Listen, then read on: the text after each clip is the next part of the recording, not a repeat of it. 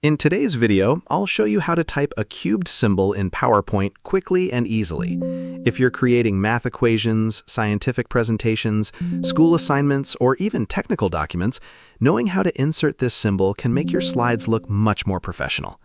First, open PowerPoint and load the presentation you want to edit. Then go to the slide where you want the cubed symbol to appear. Next, click inside a text box or create a new one by going to the Insert tab and selecting Text Box. Once you see the blinking cursor, you're ready to add the symbol. Now here's the easiest keyboard shortcut method. On your keyboard, press and hold the Alt key. While holding it down, type 0179 using the number pad on your keyboard. After typing the numbers, release the Alt key and the cubed symbol will instantly appear. The symbol looks like this, cubed. This shortcut is especially useful when typing measurements like cubic meters, cubic centimeters, or mathematical equations directly into your presentation. If the shortcut does not work, there are a few things to check. First, make sure you're using the number pad instead of the numbers at the top of the keyboard.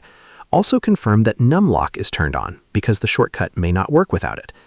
There's also another simple method you can use inside PowerPoint.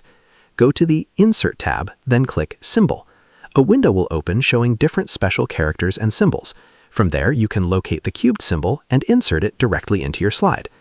Another quick trick is typing the number 3 normally, highlighting it, and then using the Superscript option from the font settings.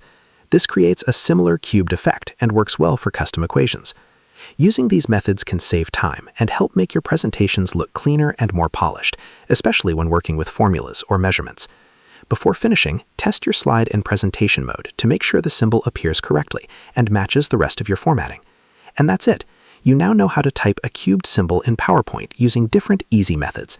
And that's how you type a cubed symbol in PowerPoint. Share this video and subscribe for more helpful tutorials.